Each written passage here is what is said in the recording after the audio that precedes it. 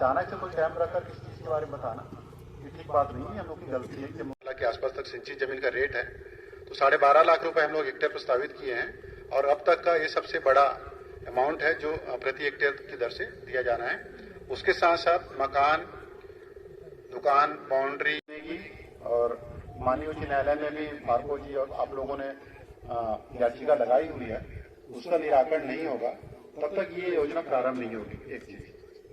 दूसरी चीज, जब भी योजना प्रारंभ होगी, भूमि अधिग्रहण होता है, उस समय का छोटे मोटे रोजगार बांध के आसपास डेवलप होते हैं तो वो भी पर्यटन की संभावना बढ़ेगी। और 25 मेगावाट बिजली, पानी से बिजली जिसे बोलते हैं नगर या गांव बसाकर उनको पुनर्वास किया जाएगा। वहां पर बाकी सारी सुविधाएं भी उपलब्ध कराई जाएंगी। इसके लिए कोई कैम नहीं रखेगा। केवल अभी तक ज्ञापन के माध्यम से या धरना के माध्यम से या कागज के माध्यम से जो जानकारी हमारे तक आई है, कागज आगे बढ़ गया है, पर मौखिक रूप से कोई उन सब बातों के बारे में कोई अभी हम लोग के बीच में कोई चर्चा नहीं हो पाई। इससे परियोजना से हमारी जो जल जीवन मिशन की प्योर वाटर पीने का पानी पहुंचाने की जो योजना है उसका 10% भाग भी इस योजना से संबंधित है और जल जीवन मिशन एसडीएम से पानी लेगा और गांव तक पहुंचाएगा। वो बांध को चलाने और बाकी चीजों के लिए उपयोग में आएगी। और 15 मेगावाट बिजली हमारे डिंडोरी जिले के एमपीईबी को ये लोग सप्लाई करेंगे, जिससे हमारे गांवों में जो 4-5 घंटे अगर बिजली नहीं मिल पाती है तो उसमें भी ये सुधार होगा। ये 5 मुख्य भाग है इस योजना का, जिसके कारण ये योजना यहाँ पर प्रस्तावित है। जिस प्रकार से एसडीएम साहब डिंडोरी के द्वारा बोला गया कि हमें ये जो कार्यक्रम कर रहे हैं उसको 1 साल पहले कर लेना चाहिए, परंतु 2 साल के बाद जनता को किसी न किसी प्रकार से किसी प्रकार की कोई जानकारी नहीं दिया। माइक सही करेंगे, कम कर लो, आवाज कम करो। किसी भी प्रकार की कोई जानकारी नहीं दी गई। जनता आज तक गुमराह में थी और गुमराह कर पूर्व कलेक्टर महोदय मिश्रा जी के द्वारा भू अर्जन के पत्र जारी कर हमें प्रताड़ित किया और हम प्रताड़ित काफी लंबे समय से हो रहे हैं। सबसे पहला मैं तो यही कहना चाहता हूं प्रशासन से, मध्य प्रदेश के जिला डिंडोरी 5वीं अनुसूचित क्षेत्र के अंतर्गत आता है और इस क्षेत्र में आदिवासियों का बसाहट 85% है और हर ग्राम पंचायत में पेशा कानून लागू है। पेशा कानून लागू होने के बाद भी प्रशासन के द्वारा उस ग्राम 2 प्रभावित क्षेत्र के जो हैं उनसे किसी भी प्रकार की कोई सहमति नहीं दिया गया और संबंधित राघोपुर बहुउद्देशीय परियोजना के ठेकेदार के कर्मचारियों को आदेश दे दिया कि आप सर्वे का कार्य काम चालू करें। और हमारा पेशा कानून यह कहती है कि बगैर हमारी अनुमति के मेरे ग्राम पंचायत यानी मेरे ग्राम पंचायत के एरिया जो मेड़ो होता है, बगैर हमारी सहमति के आप चाहे आप कलेक्टर हो, चाहे आप एसडीएम हो, चाहे अन्य विभाग के अधिकारी कर्मचारी हो, बगैर हमारी सहमति से या बगैर हमारी अनुमति से आप प्रवेश नहीं कर सकते। तो सबसे पहले मैं इस कार्यक्रम के माध्यम से आपको यह जानकारी देता हूं कि 13(3) को पढ़िए। संवैधानिक ऐसे कुछ अनुच्छेदों को आप लोग पढ़कर ग्रामों के अंदर कोई भी प्रकार से कार्यक्रम करते हैं तो कर सकते हैं। अगर हमारी ग्राम पंचायत की अनुमति होगी तो बहुत अच्छी बात है, जो कि आज राघोपुर बहुउद्देशीय को लेकर आपने हमारे बीच में सुझाव रखने के लिए आए। काश अगर 1-1.5 साल पहले ये होता तो शायद बांध निरस्त हो जाती, ये काम चालू हो जाता, जो भी निर्णय होता वो सही रहता। लेकिन आपने जबरन कर आधा काम, सर्वे का काम करवा लिया है। टेंडर का आपका पूरा कंप्लीट नहीं हो पा रहा है सर्वे का, इसलिए आज हमारे पास 2 साल के बाद आ रहे हैं। ये गलत है, ये ऐसा आपको पहले काम कर लेना चाहिए। और रही बात राघोपुर बहुउद्देशीय परियोजना को नाम अभी 15-16 साल पहले हुआ है, नहीं वो राघोपुर बहुउद्देशीय परियोजना था। जहां पर एक मंदिर बनी है, उस मंदिर में उनका नींव था और उस नींव में काफी विकराल स्थिति में वहां पर कुछ हमारे पूर्वजों के अंश निकले, यानी वहां चूही का मिट्टी भी आपको प्राप्त हुआ, तो आपने राघोपुर और मरवाड़ी के मेड़ों में कर दिए, उसको आपने नीचे किया है। ऐसा कुछ नहीं है कि उसको राघोपुर के नाम से जाना जाता है, वो मरवाड़ी के नाम से ही जाना जाता था। लेकिन उसको मेड़ो, जो मेड़ो होता है ना, उस मेड़ो के किनारे में उसको कर दिया गया है। तब उसको राघोपुर साइड में ज्यादा उसका एरिया पड़ता है, बांध का जो नींव है, इसलिए उसको राघोपुर बहुउद्देशीय परियोजना रखा गया। और मेरा निवेदन है प्रशासन से, हमारा जो केस चल रहा है हाई कोर्ट न्यायालय जबलपुर में, उसके निर्णय तक अगर आप शांतिपूर्ण बना रखते हैं या किसी भी प्रकार का आप आदेश ठेकेदार को नहीं करते हैं, तो मैं शांतिपूर्ण से जिस प्रकार से आपकी कार्रवाई होगी हम उसका स्वागत करेंगे। परंतु अभी हमको देखिए, जितने विस्थापन लोग रहेंगे यहाँ पर, हमको पुनर्वास की कोई सुविधा नहीं दिया गया है, आपको न किसी प्रकार का कोई जानकारी नहीं दिया गया है।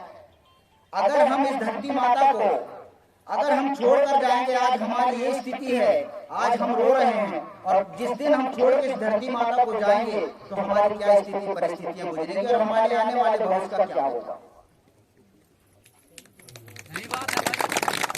जैसे कि अगर पुनर्वास विस्थापन के आपके पास एजेंडा में लागू है, तो सबसे पहले सर्वे का कार्य कराने के पहले आप हमको व्यवस्थित जगह बता दें या जगह वहां पर दें, ताकि हम वहां जाके बस कर खेती बाड़ी कर सकें, अपने देवी देवताओं को वहां पर स्थापित कर सकें। सबसे बड़ी बात तो ये है, हर गांव में देवी देवालय है, और एक देवी देवालय को स्थापन करने में कितना पैसा का खर्च करना पड़ता है, क्यों भाई?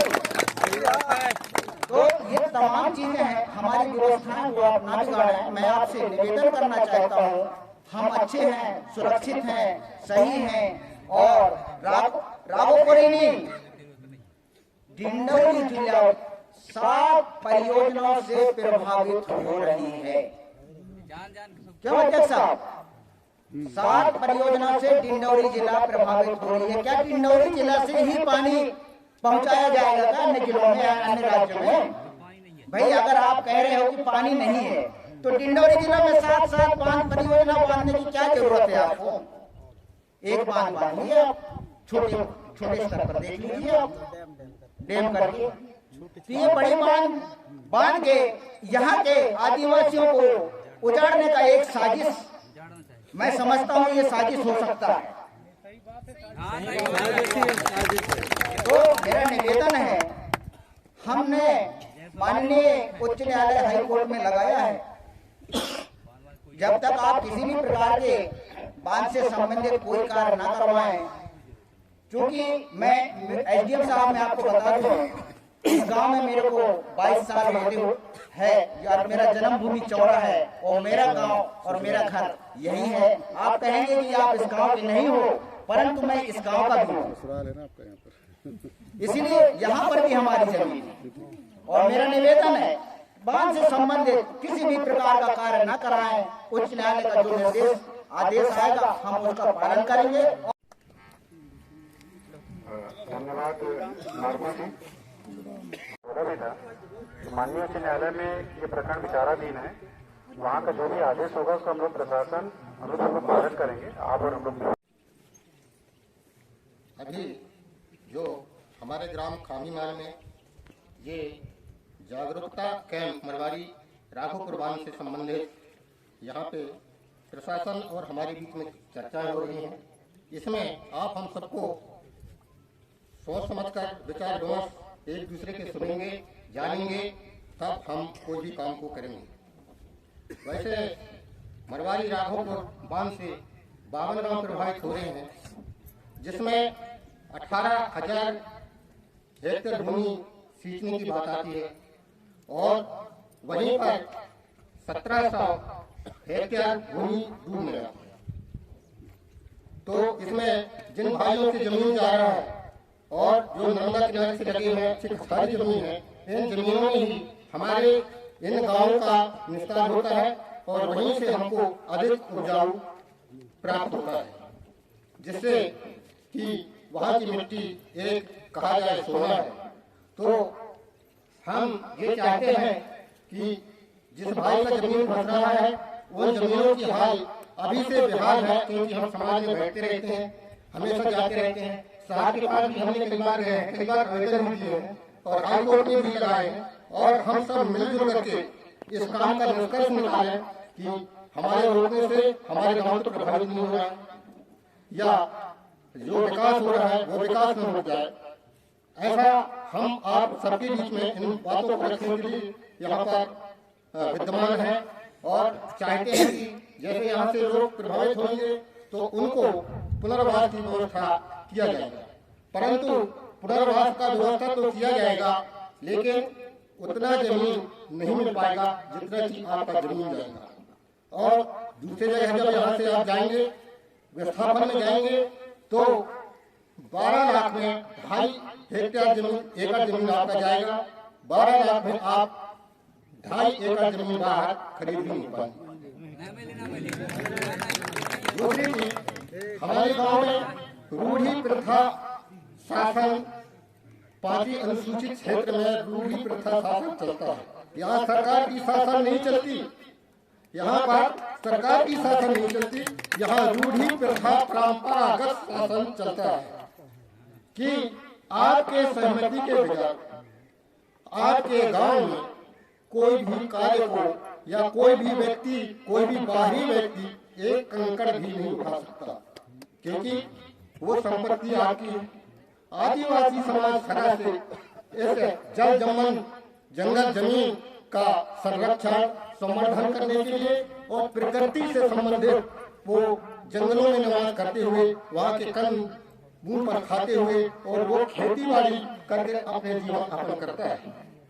और उनको 1 करोड़ रुपए भी दे दिया जाए कि बेटे इस 1 करोड़ का तू बिजनेस कर और साल भर के बाद 1.5 करोड़ बना के दे, तो वो 1 करोड़ रुपया में वो कितने बचाएगा? 50 लाख खा जाएगा और 50 लाख बचाएगा। तो ऐसे स्थिति हमारी समाज की है।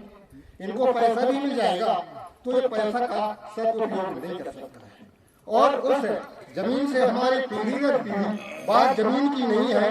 उस जमीन में हमारे लाखों, हमारे जो पूर्वजों ने, कई पीढ़ी ने मेहनत करके और एक जमीन को समतलीकरण और उपजाऊ बनाया है। उनका खून पसीना एक हुआ है, तब वो जमीन का आज उपज प्राप्त कर रहा है और खेती के अलावा दूसरा उनका कोई काम नहीं है। अगर शासन हमारे विस्थापित लोगों के लिए जिसकी जितना जमीन उसकी उतना जमीन वहां पर दे दे और एक गांव में उनको बसाए, क्योंकि विस्थापित होने से भी हम नाते रिश्तेदारों से दूर होंगे, भाई परिवार से दूर होंगे। अगर हमको एक गांव में एक कबीला के रूप में जब कोई भी कार्यक्रम को करते हैं रूढ़ी प्रथा परंपरा के अनुसार से, तो एक दूसरे का सहयोग से हम बड़े से बड़े कार्य को भी कर सकते हैं। लेकिन विस्थापित होने के बाद हम अकेले रहेंगे तो उस कार्य को करने में हमको कठिनाई होगी। दूसरी चीज, हमारी परंपरा भी जाएगी, हमारी देवी देवालय हैं जो हर गांव में ग्राम देवता ठाकुर देव होता है, जिसकी पूजा हम करते हैं। और जैसे ही बरसात लगता है, बरसात के पूर्व में जैसे ही हमारे उनका पैगा जो होता है, ग्राम का पटेल होता है, मुकद्दम होता है, और जैसे मानसून आने की संभावना होती है, ठीक हम गांव में एक मीटिंग करते हैं और उस ग्राम देवता के पास जाते हैं कि हे ग्राम देवता ठाकुर देव, कि हमारी खेत में धन अन्न से भरपूर रखना, ऐसे करके अर्जी विनती करते हैं और वहाँ पर बीज बनवाते हैं, और उसी बीज को हम गांव घर घर वो बैगा बांटता है। ऐसा हमारी प्रथा है, ये भी चले जाएगी, इससे हमारे समाज को ठेस पहुंचेगी। दूसरी चीज, और जो हमारे यहाँ जो जमीनों पर हमारी पूर्वजों की अस्थियां बनी हुई है, जमीने का कीमत तो मिल जाएगा, लेकिन अस्थियों का कीमत और अस्थियों का मुआवजा कौन देगा? हमको वहाँ पर विस्थापित होंगे तो मरघट की व्यवस्था होना चाहिए, चारा गाय की व्यवस्था होना चाहिए, जंगल पहाड़ की व्यवस्था होना चाहिए, और हमारे कल्चर की व्यवस्था होना चाहिए। और हमारे गांव में एक ही नहीं, सामूहिक अन्य देवी देवता है, ग्राम देवता ठाकुर देव, हरदूलाल, खेरताई, डोगर के डबरैन, घाट के घटरिया और छपराहन देव, खरना के देव, अन्य प्रकार से हम इसी में रह करके हम उनको एक आस्था मान करके सब हम एक होकर के उस कल्चर से हम जीवन यापन करते हैं। ये भी हमें प्रभावित, इससे भी हम विस्थापित होने के बाद प्रभावित होंगे। इसलिए सभी पर विचार करते हुए मैं प्रशासन और सभी से निवेदन करना चाहता हूँ कि हम जो भी जैसे स्थिति में है, हमें वैसे छोड़ दिया जाए, हम सही स्थिति में जीवन यापन करते हैं। और विकास की बात रही, विकास की बात तो शासन हमारे विकास की बात ना करें, विकास की जरूरत होगी तो हम हमारे विकास के लिए हम आपको कहेंगे, वो विकास आप करिए। अगर आपको डैम ही बनाना है, बांध ही बनाना है, हमारे खेत को समृद्ध और उपजाऊ बनाना है, तो छोटे छोटे जो बड़े बांध बन रहा है, 10 बांध यहाँ से बिंदु तक बना दीजिए, 12 बांध बना दीजिए, ताकि एक डैम के रूप में रहेगा और दोनों तरफ के लोगों को 3 किलोमीटर इधर 3 किलोमीटर उधर, दोनों तरफ से हम वहाँ से यहाँ तक खेती सुचारू रूप से कर सकेंगे। लाइट का व्यवस्था कर दीजिए आप, तो हम हरी भरी किसान कहलाएंगे और इससे भी हमको आमदनी होगा। यही मैं करना चाहता हूँ। नाम और गांव बता दीजिए। मैं ओंकार पुत्र गांव ग्राम खानी। अधिकारी गण कर्मचारीगण, माननीय हमारे बीच करंजिया ब्लॉक से चलकर आए माननीय जनपद अध्यक्ष महोदय माननीय चरण सिंह धुर्वे जी, उनके साथ में सम्मानीय मरावी जी, साथ में मैडम जी, जनपद सदस्य मैडम, जनपद सदस्य मैडम, और गांव के समस्त भूस्वामी दूर दराज से आए हुए समस्त भूमि के मालिकिन और हमारे बीच युवा साथी सभी उपस्थित हैं। सभी के चरणों में मेरा प्रणाम सेवा स्वीकार हो। साथियों, प्रशासन की ओर से जन जागरूकता शिविर आप लोगों के बीच में रखा गया है। किस बात को लेकर के रखा गया है? राघोपुर मरवारी बहुउद्देशीय सिंचाई परियोजना, और ये बहुउद्देशीय सिंचाई परियोजना छोटा नहीं है, बहुत बड़ा है। हमने आरटीआई के माध्यम से सारे दस्तावेज निकाल के हमारे पास में रखे हैं और अध्ययन भी किए। माननीय हमारे जिला के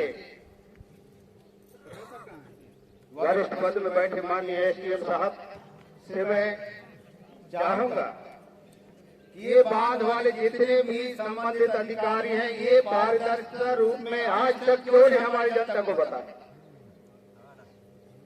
उसमें लिखा है, मैंने आरटीआई से निकलवाया, पुनर्वासन और पुनर्व्यवस्थापन का इनका जो गाइडलाइन में फर्स्ट पॉइंट भी दिया है।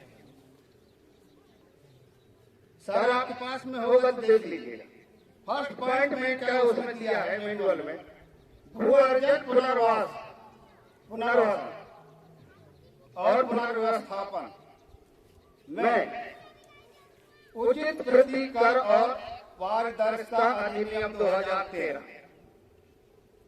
फर्स्ट में लिखा है। क्या आप लोगों के सामने बांध वाले पारदर्शिता रूप में आप लोगों को बताएंगे? आप भूमि स्वामी हैं, आप भूमि स्वामियों के लिए पारदर्शिता किए क्या? नहीं किए। और ये लोग जब बांध बनाने के लिए सर्वे करने के लिए निकलते हैं, न इनके पास आई कार्ड होता है, न कोई प्रशासन से इनके पास में कोई आदेश निर्देश होता है। अब इनको पीटा नहीं जाएगा तो क्या किया जाएगा बताइए? अरे हमारे बीच में घुस गए ठीक क्या है भाई? अब हमको कहते हैं कि ये गलत करते हैं। अगर हम आदिवासी गलत करें तो कहते हैं ये माओवादी है, ये नक्सलवादी है। अब ये लोग बाहर से आकर के हमारे खेतों में वन माने घुसेंगे तो इनसे क्या किया जाए बताइए ना। तो ऐसा नहीं होना चाहिए। माननीय एसडीएम महोदय के सामने मैं बोल रहा हूँ, कोई गलत नहीं बोल रहा हूँ, हमारे अधिकार के लिए बोल रहे हैं। इसमें स्पष्ट लिखा है। दूसरा है